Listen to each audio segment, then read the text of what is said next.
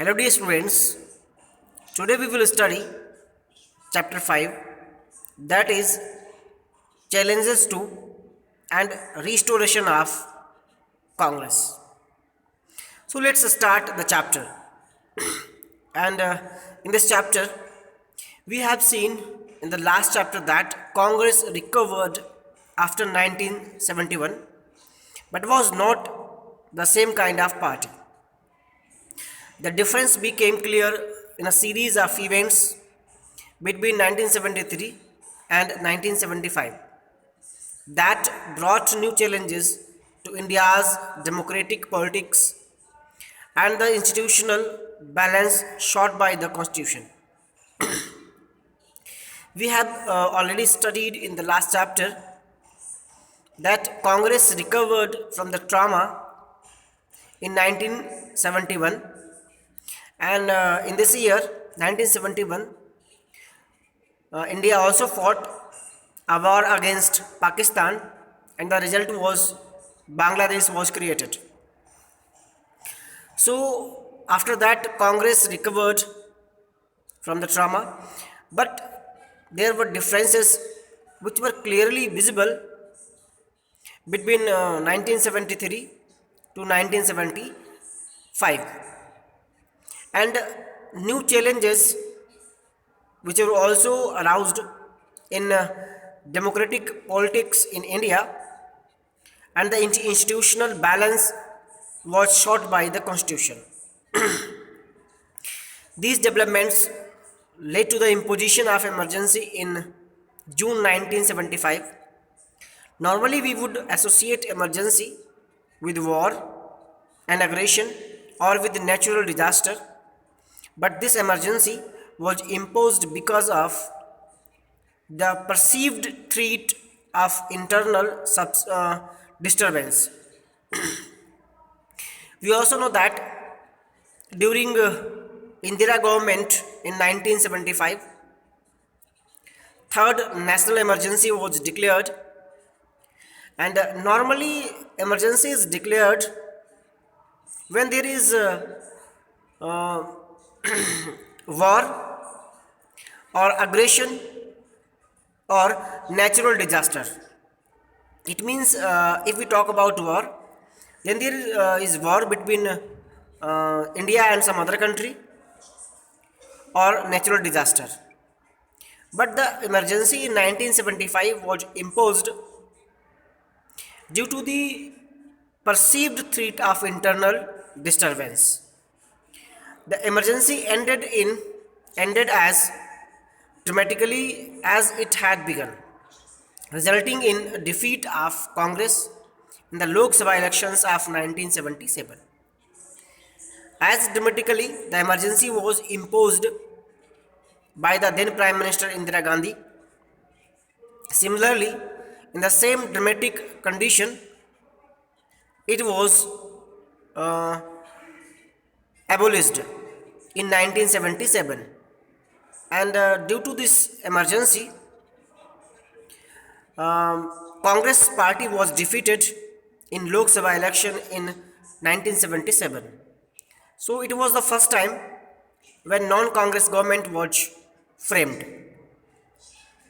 And when we talk about this chapter, in this chapter we will know why was emergency imposed, was it necessary in 1975, what did the imposition of emergency mean in practice, what were the consequences of emergency on party politics, what are the lessons of emergency for Indian democracy. So all these points and answer of these questions we will study in this chapter. So here is starting of this chapter. So before taking one step ahead, we must go through the background of emergency. We have already studied the changes that were taking place in Indian politics since 1967. Indira Gandhi had emerged as a towering leader with tremendous popularity. This was also the period when party competition became bitter and polarized. We have already studied that Indian politics since 1967 was in was continuously changing, and in that changing politics, Indira Gandhi, the daughter of former Prime Minister Pandit Jawaharlal Nehru, emerged as the most famous leader of the party of Congress, and that's why it is called towering leader. It means no other leader in that time was as famous as Indira Gandhi was. She gained popularity all over the boundaries of India. This was also the period when party competition became bitter and polarized, and during this period, party politics became famous and fierce competition for power was begun. And in other words, we can say politics was polarized and it falls into the hands of political leaders. This period also witnessed tension in the relationship between the government and the judiciary. The Supreme Court found many initiatives of government to be violative of constitution. And during that period, there was some contradictions, some conflicts, or we can say tensions between the judiciary system of India and government.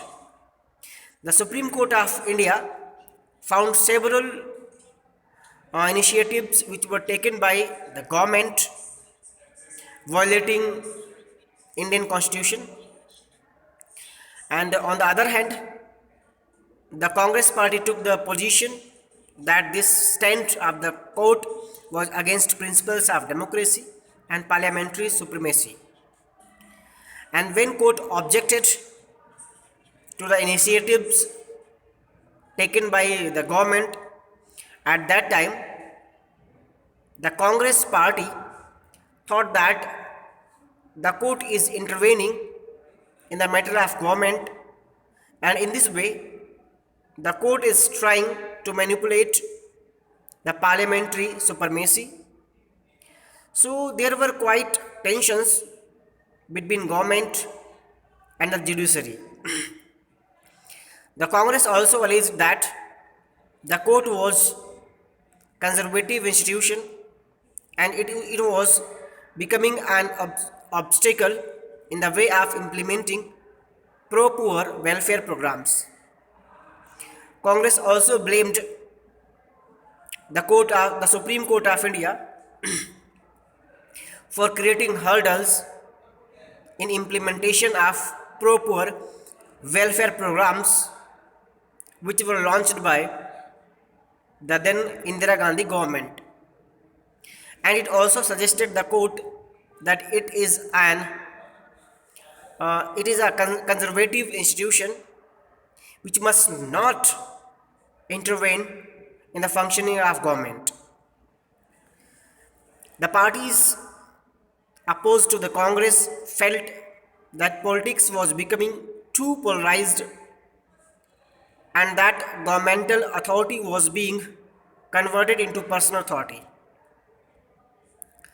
And the opposition parties who were sitting in opposition or were lost in 1977 elections, they also blamed the then government. They blamed that the government is polarizing the authority into the hands of one person, and in this way governmental authority was being converted into personal authority.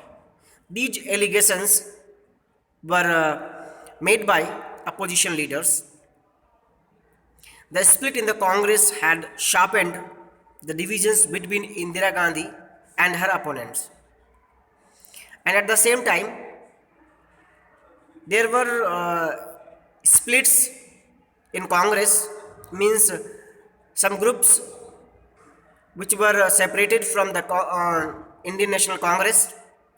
They also sharpened the divisions between Indira Gandhi and her opponents. So dear students, today we will study up to this much, and in next class we will study economic context. So I think you got the points very well. If you have any doubt, you can ask through comment box. Thank you for watching this video.